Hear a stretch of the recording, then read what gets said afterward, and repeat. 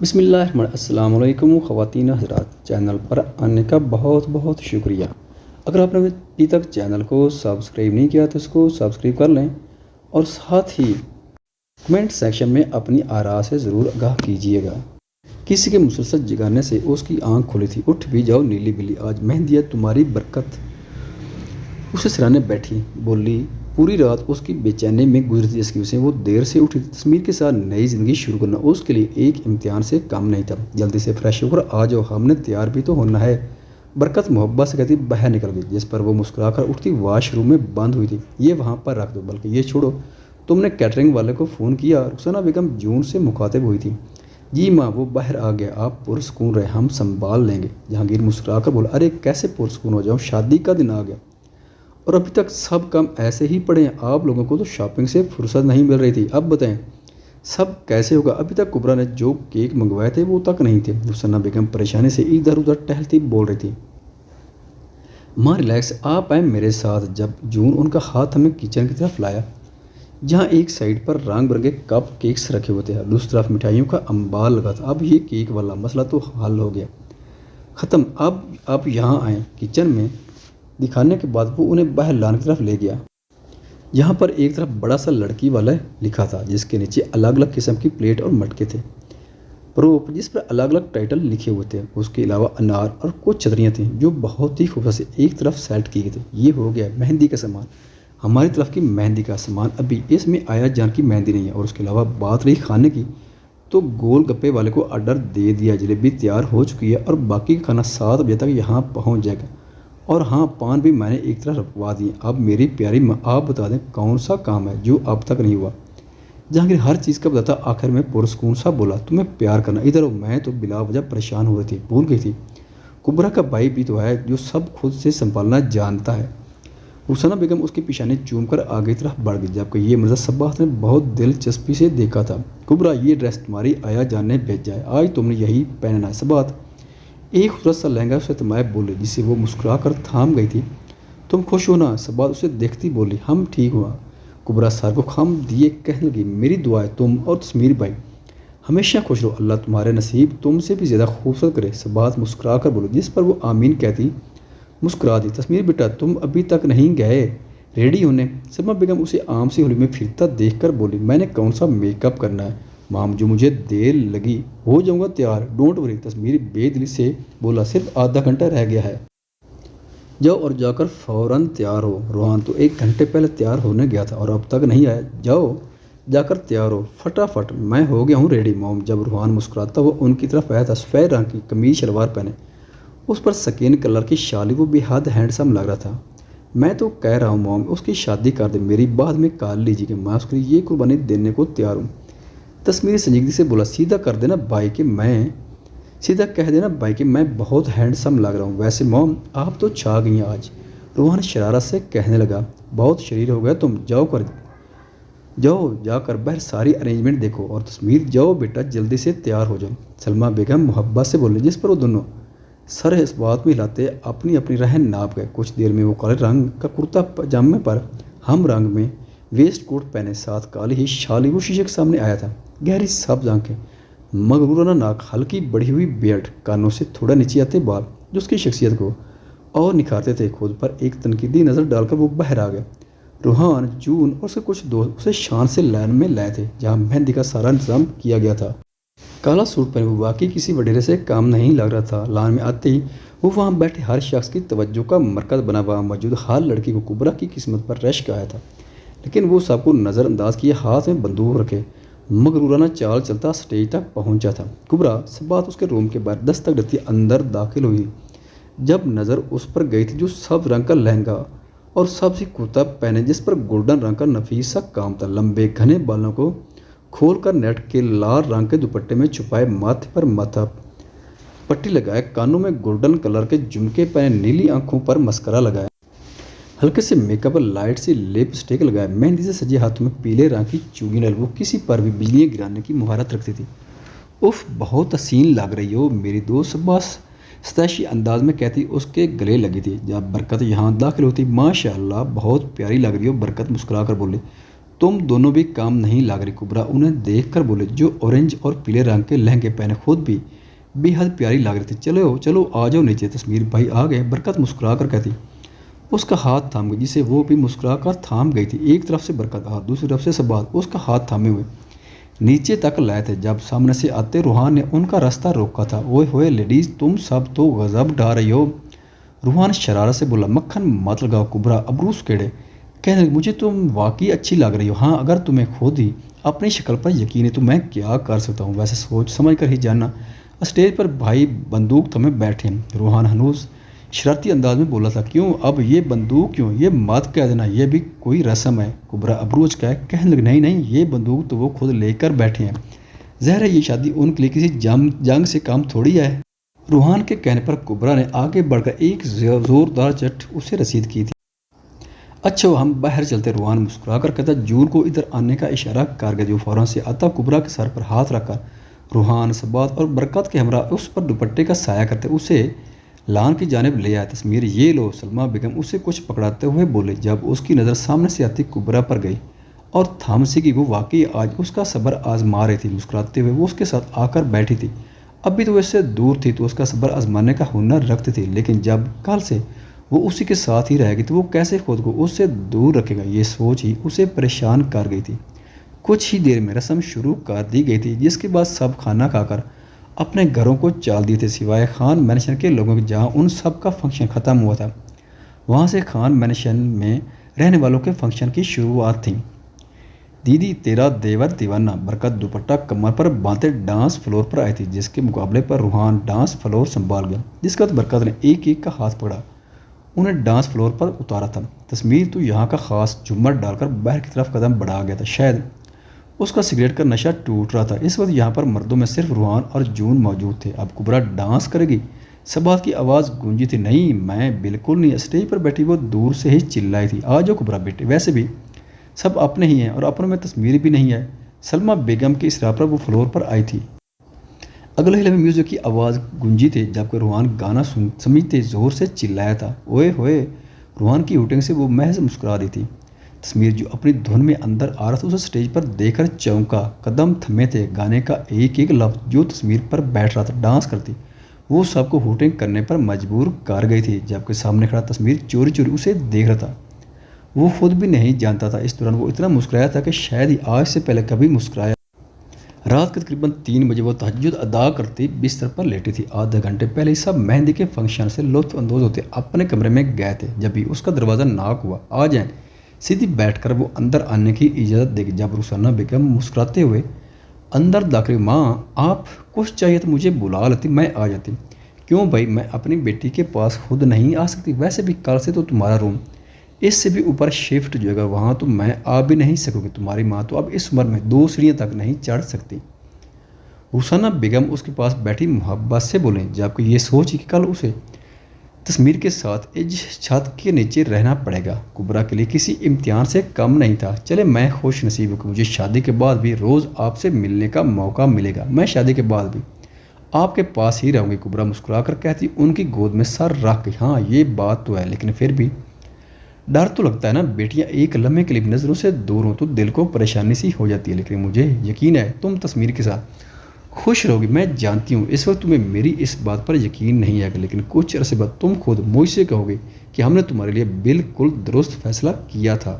रुखसाना बेगम उसे बालों में हाथ चिल्लाती मोहब्बत से समझाने लगी, लेकिन माँ वो नफरत करते हैं मुझसे। कुबरा परेशान सी कहने लगे, अरे ऐसे कैसे नफरत करता है वो तुमसे? हाँ तुमसे मोहब्बत नहीं करता, लेकिन इसका मतलब ये भी नहीं है कि नफ़रत करता है। चलो मान भी लो अगर नफ़रत करता भी है तो मेरे बच्चे, मुझे उम्मीद है तुम उसे अपनी अच्छाई से खुद से मोहब्बत करने पर मजबूर कर दो। ये मत भूलना बेटा, अगर कोई शख्स एक बिल्ली के साथ भी 1 महीना रहे तो इस बिल्ली तक उसे लगाव हो जाता है, और तुम तो उसकी बीवी होगी, वो कैसे तुमसे ज़्यादा देर खफा रहेगा।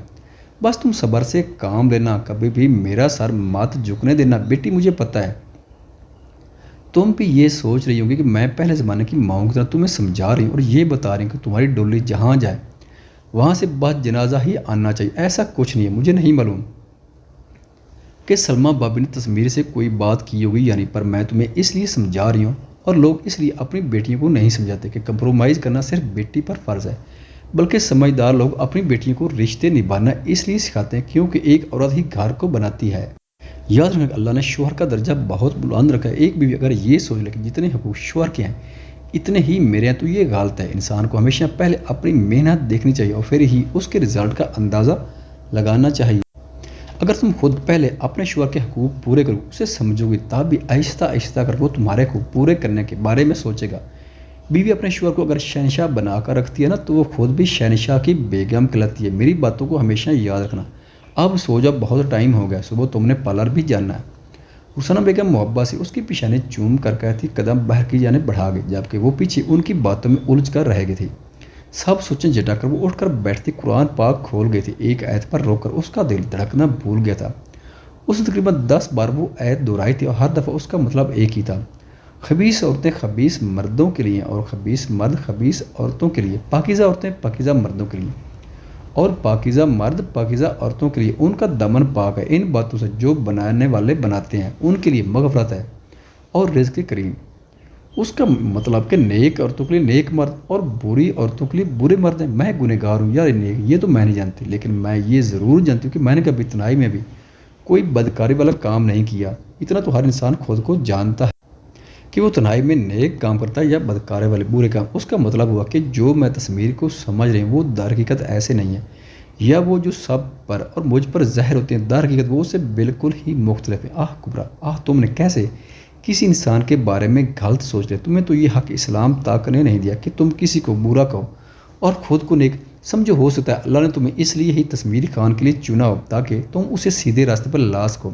ये भी हो सकता है उसकी इस्लाह करते करते तुम्हारी भी इस्लाह हो जाए। खुद से बातें करते हुए कुरान पाक अदब से शेल्फ पर रखकर लेट गई थी। उसकी सोचों पर अब एक ही आयत सवार थी जिसका वो हर गुजरते पल के साथ एक नया अंदाज़ा लगा रही थी। बेशक कुरान में अकल वालों के लिए निशानियाँ हैं। सुबह होते ही कुबरा बरकत और सुबहात के हमरा पार्लर चली गई थी। एक तस्वीर खान था जो इन सब से अलग बैठा अपने मोबाइल पर किसी से बात करने में मसरूफ़ था। मुझे कोई गड़बड़ नहीं चाहिए उमर, अगर वो लोग कोई गड़बड़ करते हैं तो मुझे बुला लेना। तस्वीर रूह से बुला, ये लो तस्वीर अपनी शेरवानी और जाकर जल्दी तैयार हो जाओ। तभी अली साहब उसके पास आए। उन्हें देखते ही वो कॉल कट कर गया था। क्यों डैड, अभी से क्यों? तस्वीर अबरूज को कहने बेटा 5 बज रहे, 2 घंटे में हमें हाल में पहुंचना है और तुम्हें आगा जान का तो पता ही है वक्त की पाबंदी कितनी अहम है। उनके लिए तुम्हारी वालदा ने ही भेजा है, उनका कहना है तुम उनकी बात नहीं मानते। अली साहब मुस्कुराकर बोले, जिस पर वो कंधे उचका के मोम भी पता नहीं क्या क्या अंदाजे लगाती हैं। सब बातें तो मानता हूँ मैं उनकी, लेकिन वक्त आने पर। तस्वीर के कहने पर अली साहब गर्दन नफ़े में हिला गए। बेटा जब बड़ों की बात मानी है तो पूरे दिल से मानो, जब भी तो तुम्हें इसमें छपी अच्छाई पता लगेगी। खैर जल्दी से तैयार हो जाओ, मेरी आंखें बेचैन है अपने बेटे को दूल्हा बने देखने को। अली साहब मोहब्बत से उसे गले लगाकर बोले, जिस पर वो भी मुस्कुरा दिया। बरकत तैयार सी बैठी थी। रूहान को कॉल मिला रही थी जो फ़ोन उठाने का नाम ही नहीं ले रहा था। पिंक और पर्पल कलर का गरारा और कुर्ती पहने, बालों को खुला छोड़े, लाइट से मेकअप पर डार्क रेड कलर की स्टेप लगाए, वो बहुत प्यारी लग रही थी। जब से बात उसके पास से क्या हुआ बात हुई, वो परेशान सी कहने लगी, जो खुद भी लाल रंग का गरारा और कुर्ती पहने और कुर्ती पर लाइट सा मेकअप लिए, होंठों पर रेड कलर की लिपस्टिक लगाकर घुंघराले बालों को हाफ केचर में किए, वो अपनी गंदगी रंगत में भी हद खूबसूरत लगती थी। नहीं यार फ़ोन ही उठा रहा, अब आगा जन हम पर ही खफा होंगे, जबकि हम तो कब से रेडी हैं। बरकत कुबरा को देखकर मुंह बोली, जो लाल और गोल्डन और लाल रंग के नफीस से लहंगे और कुर्ती में गले में गोल्ड कलर का नाजुक सा नेकलेस डाले, कानों में भारी मगर नफीस झुमके पहने, ब्राइडल मेकअप में लाल ही लिपस्टिक लगाई जो शायद आज से पहले कभी ना लगाने के बस और ज़्यादा नुमायाँ हो रही थी। नाक में बारीक सी नथ लगाए, सर पर लाल ही घूंघट नुमा नेट का दुपट्टा डाले, मेहंदी से सजे खूबसूरत हाथों में चूड़ियाँ पहने, नीली आंखों वाली ये हसीन लड़की आज वाकई में क़यामत ढा रही थी। वैसे कुबरा आज तो तुम तस्मीर भाई की होश उड़ा दोगे। बाजू से छेड़ने लगी, हाँ पता चले मुझे देखकर बेहोश ही हो जाए। चलो एक तरीके से अच्छा ही हुआ, उनके बेहोश होने से उनके रूम में पहला दिन तो अच्छा गुजरेगा मेरा, कुबरा शरारत अंदाज में बोली, जिस पर बरकत और सुबह का कहका गूंजा था। अगले ही लम्हे बरकत का मोबाइल चीखा था, जिसे बरकत फ़ौरन अटेंड कर गई। ओके हम आ रहे हैं, रूहान का फ़ोन है वो बाहर आ गया। आ जाओ। बरकत फ़ोन रखकर कुबरा का लहंगा थाम गई। कुछ देर बाद वो हाल में बने ब्राइडल रूम में मौजूद थे। उसे देखते ही हर शख्स ने ستائشی نظروں سے اس کی تعریف کی تھی۔ بارات آ گئی، برکت کی پرجوش آواز گونجی جس پہ کبریٰ اپنا دل تھام کر رہ گئی۔ ایک عجیب سی بے چینی تھی جس نے اسے اس وقت اپنے گھیرے میں لیا ہوا تھا۔ تصویر میرون کلر میں ملبوس تھا جسے دیکھ کر کوئی بھی کنفیوز ہو سکتا تھا۔ وہ تھا بھی اتنا ہی ہینڈسم، ہمیشہ کی طرح مغرورانہ چال چلتا۔ وہ علی خان صاحب، روحان، سلمہ بیگم اور اماں جان کے ہمراہ اسٹیج تک پہنچا تھا۔ ابھی وہ بیٹھا ہی تھا جب کچھ ہی لمحوں بعد ہال کی لائٹس آف ہوئی تھی۔ کیا ہوا ہے یہ؟ روحان چلا کر بولا جبکہ ایک طرف سے روشنی نکل کر اسٹیج کے بالکل سامنے رکی تھی جہاں سے وہ برکت، جہانگیر، عباس صاحب، آغا جان اور رخسانہ بیگم کے ساتھ داخل ہوئی۔ ان سب کے بیچ میں جلتی وہ واقعی کوئی شہزادی لگ رہی تھی۔ اسے دیکھتے ہی تدمیر کو اپنا دل ڈوبتا محسوس ہوا۔ لاکھ چاہنے کے باوجود وہ اس پر سے نظریں نہیں ہٹا پایا تھا۔ ہوش تو اسے جب آیا جب روحان نے اسے کونی ماری۔ کھڑے ہو جائیں، دلہن آ گئی ہے آپ کی، ہاتھ تھام کر اوپر چڑھائیے گا۔ روحان اسے آنکھ مار کر بولا، ساتھ تمہاری بھی اچھا ہو تو پہلے تم ہاتھ تھام لو۔ تصویر اسے دیکھ کر شرارت سے کہنے لگا، ہے کیا غضب ڈاری ہے، قسم سے سیدھا دل میں اتار رہی ہے۔ روحان لفرانہ انداز میں کہتا اسے آگے بڑھنے کا اشارہ کر گیا۔ جب تصویر آگے بڑھ کر اسٹیج کے آگے کھڑی کبریٰ کے آگے ہاتھ پھیلایا گیا جسے عباس صاحب نے اپنے ہاتھ اسے تھمائے، اس لمحے تصویر کو وہ تھپڑ یاد آیا تھا جو انہی ہاتھوں سے اس کے گال پر مارا گیا تھا۔ اس کے گال پر نہیں بلکہ اس کے کردار پر۔ کچھ ہی دیر میں خانے کے بعد نکاح کی رسم شروع ہوئی جس کے فوراً بعد وہ لوگ روستے کے لیے کھڑے ہو گئے تھے۔ جب عباس صاحب نے نم آنکھوں سے اسے گلے سے لگا جون اس پر قرآن پاک کا سایہ کرتا انہیں گاڑی تک لایا تھا۔ یہ اس پاک کتاب کا ہی تو سایہ ہوتا ہے جس کے سارے ماں باپ اپنے لاڑیوں کو کسی کے حوالے کر دیتے ہیں۔ رات کے تقریباً 12 بج چکے تھے اور وہ اس وقت تصویر کے روم میں بیٹھی اس کا انتظار کر رہی تھی۔ اس کا انتظار بھی وہ صرف سلمہ بیگم کا دل رکھنے کے لیے کر رہی تھی۔ جب وہ ہاتھ میں شراب کی بوتل تھامے روم میں داخل ہوا، ایک آنسو تھا جو کبریٰ کی آنکھوں سے ٹوٹ کر گرا تھا۔ ایسا تو ہم سفر نہیں چاہتا اس نے جو شادی کی پہلی رات ہی شراب کی بوتل سے اس کا استقبال کرتا، لیکن وہ اسے ایسے نظر انداز کر رہا تھا جیسے اس کمرے میں اس کے علاوہ کوئی نہ ہو، جبکہ وہ دلہن بنی نیلی آنکھوں میں آنسو لیے بیٹھی ناگواری سے اسے دیکھ رہی تھی۔ ایسے کیا دیکھ رہی ہو؟ تمہیں کیا لگتا میں خوشی خوشی قبول کر لوں گا تمہیں؟ تم خود سوچو یار، میرا اور تمہارا کوئی میچ ہے بھی؟ میں رات بھر شراب پیتا ہوں اور تم راتوں کو اٹھ کر نمازیں ادا کرتی ہو۔ نہیں یار بالکل بھی۔ کافی دیر اس کی نظریں خود پر محسوس کرنے کے بعد وہ چلا کر بولا، تو آپ کو کیا لگ رہا ہے میں مرے جا رہی تھی آپ سے شادی کے لیے؟ نہیں تصویر خان، ایک بات یاد رکھیں، یہ شادی جتنی تکلیف دہ آپ کے لیے اس سے کہیں زیادہ یہ میرے لیے سزا ہے، اور میرا لیول جو بھی آپ سے بہت اچھا ہے الحمدللہ۔ کبریٰ اس کی آنکھوں میں دیکھتی تیش سے بولی، گہری سبز آنکھ ایک بار پھر نیلی آنکھوں سے ٹکرائی تھی۔ تمہیں لگتا ہے میں تمہیں آرام سے جانے دوں گا؟ نہیں، غلط فہمی ہو گئے ہو کبریٰ۔ عباس خان، میں تصویر علی خان اس تھپڑ کے بدلے میں تمہاری زندگی جہنم کر دوں۔ یاد رکھنا تم جانتے نہیں ہو مجھے۔ تصویر علی خان وہی کرتا ہے جو اس کا دل کرنے کو کہتا ہے، سمجھی؟ وہ اسے جھٹکے سے قریب کرتا سبز آنکھوں میں سرخی لیے بولا، میں نے بھی اگر آپ کو نیک راستے پر آنے پر مجبور نہ کر دیا تو میرا نام بھی کبریٰ عباس خان ہے۔ اور کیا کہا آپ نے؟ جہنم کر دیں گے میری زندگی؟ تو آپ بھی سن لیں، میری رگوں میں بھی آغا جان کا خون ہے، آپ کے ہر وار کے لیے تیار ہوں۔ وہ نیلی آنکھوں میں اعتماد لی اس سے دور ہوئی تھی جبکہ وہ ایک بار پھر جھٹکے سے اسے قریب کر گیا۔ دیکھتے ہی اس جنگ میں کون جیتتا ہے، وہ اس کے کان کے قریب گھمبیر لہجے میں کہتا۔ جھٹکے سے اسے الگ ہوتا بیڈ پر بیٹھا، یہ میری جگہ ہے۔ کبریٰ منہ بنائے بولی، واٹ؟ یہ جگہ تو کیا اس بیڈ پر تمہاری کوئی بھی جگہ نہیں ہے۔ تصویر تلخی سے مسکرایا، ٹھیک ہے پھر اٹھیں اور جا کر مجھے نیا بیڈ لا کر دیں، ویسے بھی بہت جگہ ہے، اپنے روم میں ایک بیڈ تو آ ہی سکتا ہے۔ کبریٰ کمرے میں نظر گھماتی کہنے لگی، جگہ ہے لیکن اتنی فالتو نہیں ہے کہ دو بیڈ رکھ دیے جائیں، تم صوفے پر سو جاؤ۔ تصویر عام سے انداز میں بولو کہ میں جا کر علی بابا کو بتا دیتی ہوں کہ آپ کا بیٹا مجھے صوفے پر سونے کو کہہ رہا ہے۔ وہ کندھے اچکا کر کہتی دروازے کی طرف بڑھی جب وہ اٹھ کر اس کے جھٹکے سے اپنے قریب کر گیا۔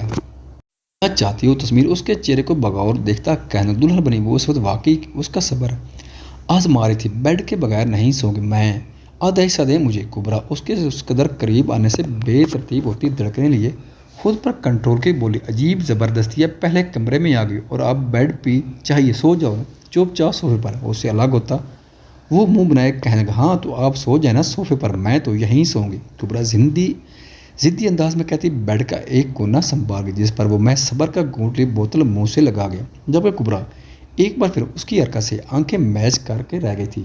کچھ لمحوں بعد وہ کپڑے بدل کر وضو کرتی قرآن پاک لے کر بیٹھ گئی، جبکہ تصویر اسے قرآن پڑھتے دیکھ کر فوراً صوفے سے اٹھتا شراب کی بوتل اٹھائے باہر بالکونی کی طرف قدم بڑھا گیا تھا۔ کہاں جا رہا ہے اسے کمرے سے نکلتا دیکھ وہ پوچھے بغیر نہ رہ پائی۔ سحر ہے جب تم قرآن مجید لے کر بیٹھو گی کمرے میں، تو میں شراب تو باہر جا کر ہی پیوں گا۔ تسمیر تیش سے کہنے لگا، میں تو صرف روم میں لے کر پڑھ رہی ہوں، تو آپ کو اس بات کا ڈر لگے کہیں اس پاک کتاب کی بے ادبی نہ ہو جائے، لیکن آپ کے تو دل میں ہے، پھر کیوں پیتے ہیں آپ؟ کبرا ناسمجھی سے بولی، جس پر سامنے کھڑے تسمیر کی رگیں تنی تھیں۔ اس کی بات کا جواب دیے بغیر وہ انہیں تنی ہوئی رگوں سے کمرے سے باہر نکل گیا۔ کچھ تو تھا تسمیر خان میں جو پوشیدہ تھا، کچھ تو تھا جس کے سبب اللہ نے اسے نیک راستے پر لانے کے لیے کبرا کو وسیلہ بنایا تھا، کچھ تو تھا جو اللہ نے اسے ان میں سے چنا تھا جنہیں ہدایت دے دی جاتی ہے۔ کچھ راز تھے جو کھلنے تھے، کچھ حقیقتیں تھیں جو معلوم ہونی تھیں۔ خواتین و حضرات، ویڈیو دیکھنے کا شکریہ۔ اگر ویڈیو پسند آئے تو چینل کو سبسکرائب کریں اور ساتھ ہی بیل کے آئیکن کو لازمی پریس کریں تاکہ آپ کو آنے والی ویڈیوز کے اپڈیٹ سب سے پہلے مل سکیں۔ خدا حافظ۔